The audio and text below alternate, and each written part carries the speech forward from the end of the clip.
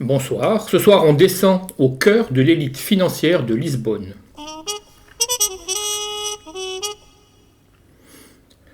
Avec le premier roman du portugais Michel Chimansky, un roman intitulé Château de cartes, traduit par Daniel Mathias et publié aux éditions Agulot.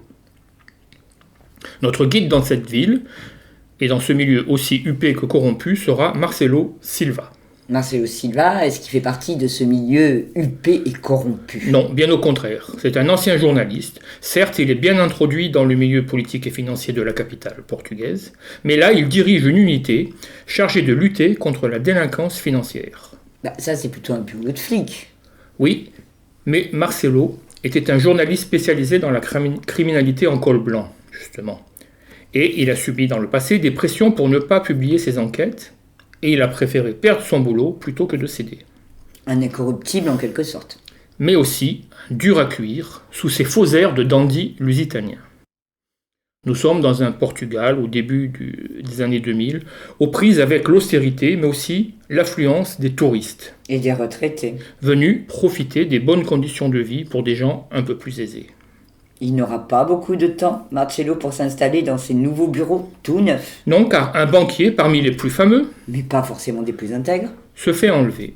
Et voilà notre Marcelo qui se met à enquêter comme quand il était journaliste. À sa manière, en arpentant à pied les rues de la ville, en activant ses contacts et en mangeant et buvant avec ses amis. Alors le côté incorruptible, le dur à cuire, la déambulation, ça me fait un petit peu quand même penser à Philippe Marlowe, je rappelle le personnage de Raymond Chandler. Oui, il y a pas mal de ça, un personnage qui erre beaucoup en écoutant les bruits du petit monde de sa ville. On pourrait aussi évoquer un privé plus proche, celui de Manuel Vázquez Montalbán. Qui, je le rappelle, s'appelle Pepe Carvalho. Celui-là même, bien qu'il soit quand même différent.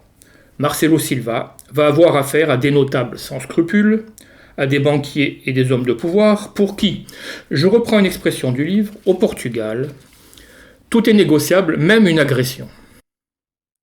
Et comme ces notables financent les journaux, il y a peu de chances que la vérité puisse être un jour publiée.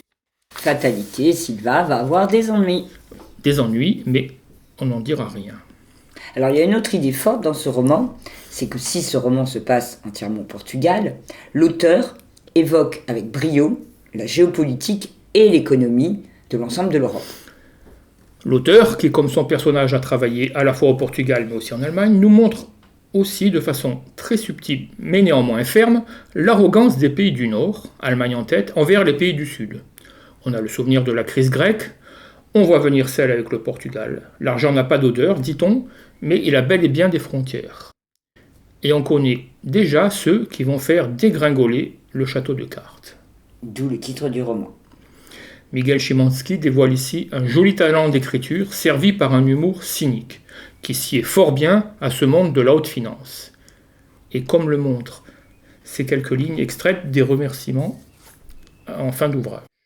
Je remercie également pour leur inspiration les banquiers, les manias de la finance et les politiques que j'ai croisés tout au long de mes 25 ans de journalisme, mais aussi les directeurs de publication à leurs ordres. Je pense surtout à ceux qui m'ont menacé, m'ont licencié, et ont tenté de m'intimider ou de me faire taire. Certains d'entre eux ont connu la faillite. D'autres ont été démasqués ou ont fini en prison. Mais la majorité est toujours là, décidant du destin du pays et des gens qui l'habitent.